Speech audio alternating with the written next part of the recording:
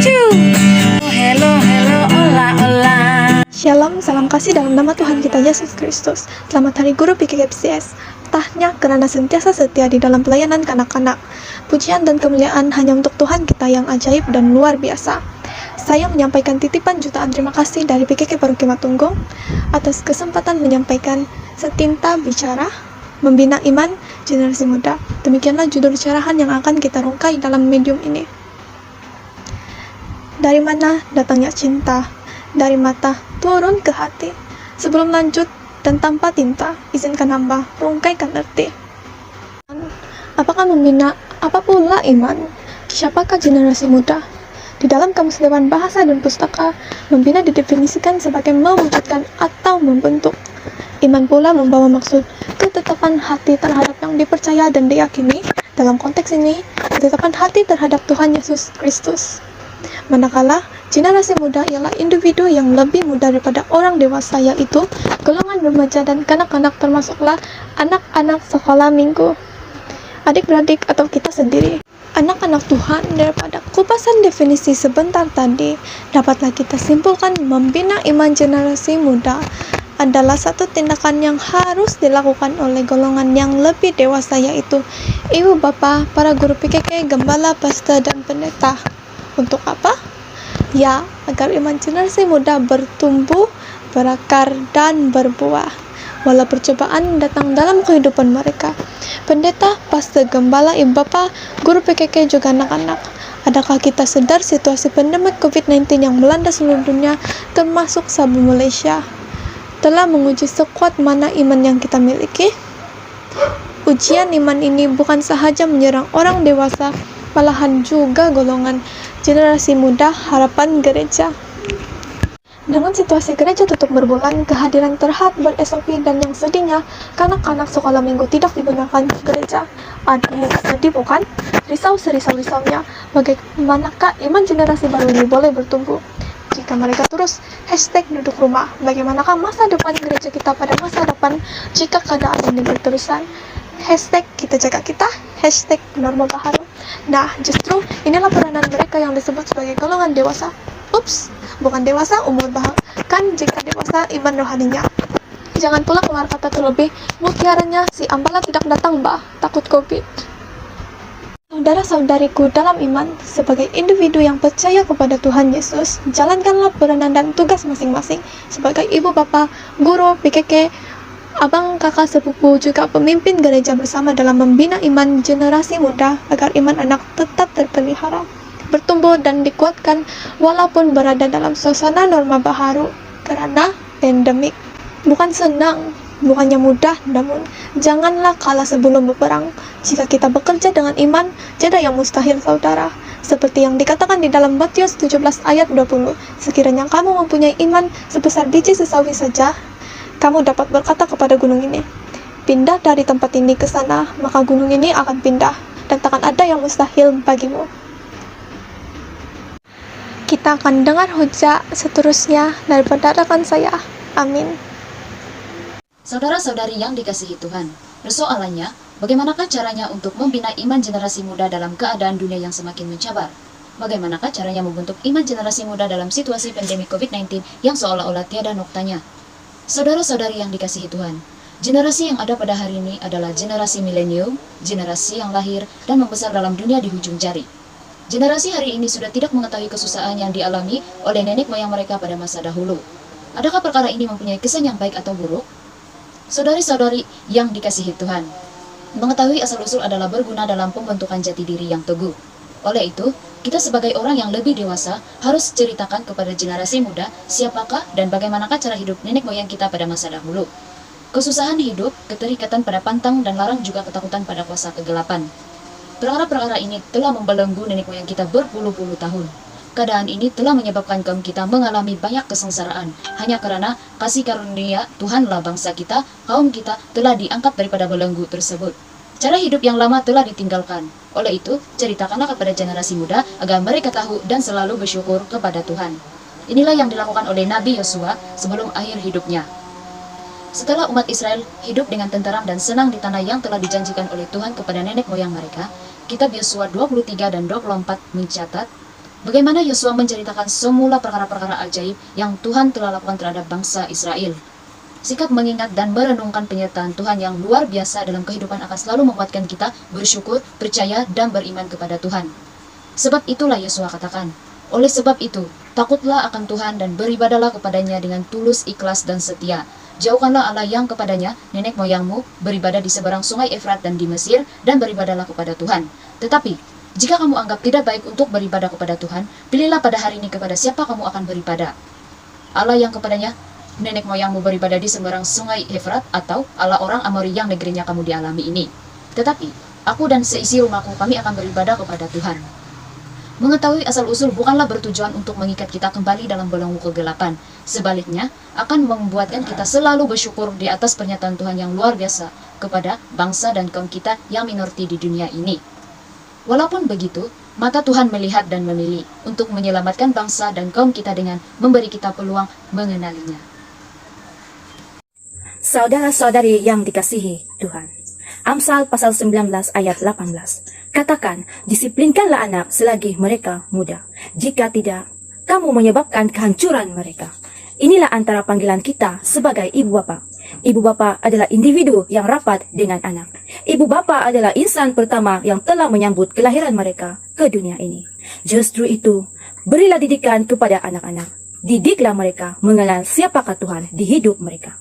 Kabarkanlah cerita-cerita tentang Tuhan Yesus kepada anak-anak kita. Seperti peristiwa kelahiran Yesus. Orang lumpuh disembuhkan, Yesus meredakan angin kuat, anak perempuan Yairus disembuhkan, dan banyak lagi mujizat-mujizat yang telah dilakukan oleh Yesus.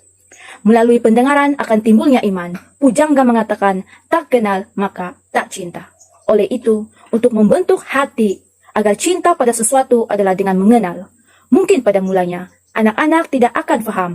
Tapi, siapakah kita untuk dapat memahami perkara yang ada di dalam pikiran anak-anak?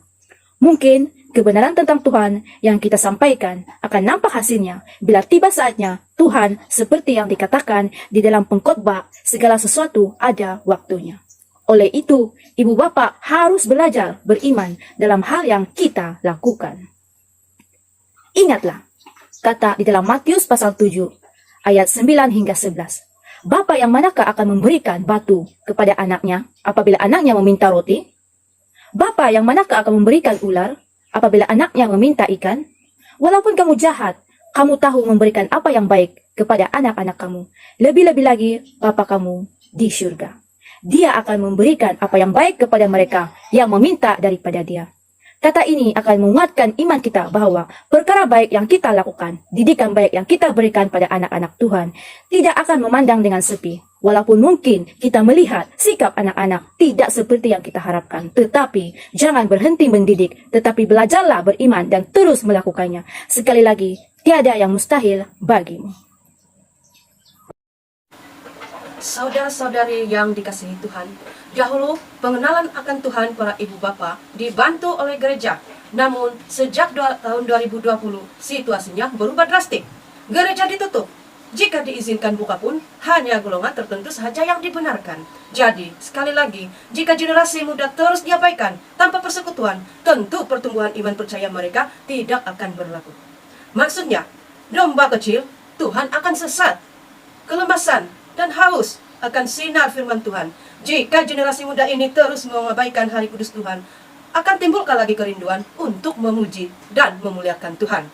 Jika generasi muda ini lebih seronok melayan game dan kecanggihan teknologi, bagaimanakah firman Tuhan boleh berakar di dalam hati mereka? Saudara-saudari yang dikasihi Tuhan, marilah kita bangkit, marilah kita buka mata kita, mulakanlah persekutuan bersama keluarga masing-masing di rumah. Sebab Yesus berkata, jika ada 2 atau 3 orang berkumpul dalam namaku, aku ada. Wahai kepala keluarga, kuatkanlah hatimu, pimpinlah keluargamu, jangan tunggu gereja dibuka, barulah beribadah. Tidak tahukah kamu bahwa kamu itu adalah bait sucinya Tuhan? 1 Korintus 6 ayat 19. Kamu tentu tahu bahwa tubuh kamu itu tempat kediaman roh Allah. Roh itu tinggal di dalam kamu, dan Allah sendiri yang memurniakan roh itu kepada kamu. Diri kamu bukanlah milik kamu, tetapi milik Allah. Oleh itu, di mana dan bila-bila sahaja kita dapat melakukan persekutuan. Iman itu seperti domburan. Masing-masing orang Kristen itu mewakili domburan. Dahulu ketika kita bebas bersekutu, beribadah kepada Tuhan di gereja, iman percaya kita sentiasa merak, menyala, sedikit tantu. Tetapi kini, bertahankah domburan itu jika terlalu lama terpisah?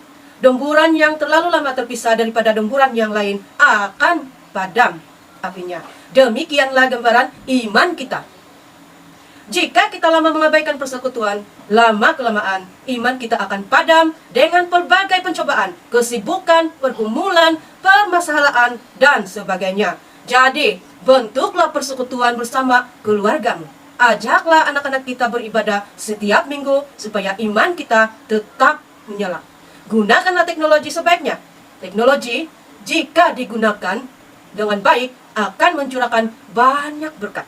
Namun, jika salah gunakannya, akan menimbulkan berhala dalam diri. Palis, moga Tuhan jauhkan kita daripada menjadi agen penyebab generasi Kristen yang sakit.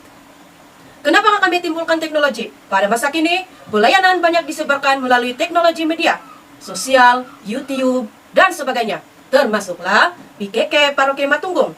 Coba menjangkau KKSM dengan kuis online, Sunday School online, tapi tanpa galakan dan sokongan para ibu bapa, usaha ini tinggal usaha, tak jadi. Ayo kita bekerja sama dan ambil peranan dan galas tanggung jawab kita demi membina iman generasi muda. Bermula di dalam keluarga kita. Ingatlah, peperangan COVID-19 kita belum menang. Tetapi kita sebenarnya sudah dimenangkan melalui penebusan Yesus di kayu salib. Saudara-saudari yang dikasihi Tuhan, Roma 10 ayat 17. Oleh itu orang dapat percaya karena mendengar pekabaran itu dan dapat mendengar pekabaran itu karena ada orang yang dapat memberitakan Kristus. Justru itu, marilah kita menjadi orang yang memberitakan Kristus kepada generasi muda agar mereka dapat bertumbuh kepada generasi yang dikatakan di dalam Kolose 2 ayat 7. Hendaklah kamu berakar di dalam Dia dan dibangun di atas Dia. Telah diajarkan kepada muda, hendaklah hatimu melampau dengan syukur. Apabila iman percaya berakar di dalam kehidupan generasi muda, mereka akan dapat melawan pencobaan di dalam kehidupan. Mereka seperti yang dikatakan di dalam Efesus 6 ayat 16. Dalam segala keadaan menggunakanlah perisai iman, sebab dengan perisai itu kamu akan dapat memadamkan semula panah api dari si jahat. Akhir sekali, hidup di dunia ini adalah sebuah pertandingan. Marilah kita akhiri pertandingan ini dengan kemenangan iman yang telah dikurniakan oleh Yesus Kristus kepada semua anak-anaknya. Berakilah tumbuhlah dan berbuahlah seperti kehendakannya.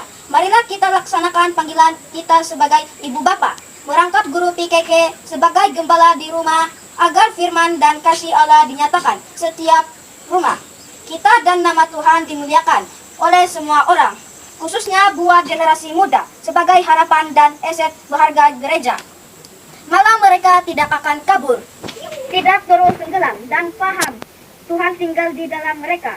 Biarlah generasi muda ini menjadi orang benar. Karena orang yang benar, biarlah pun jatuh, pasti akan bangkit semula. 1 Timotius 6 ayat 12.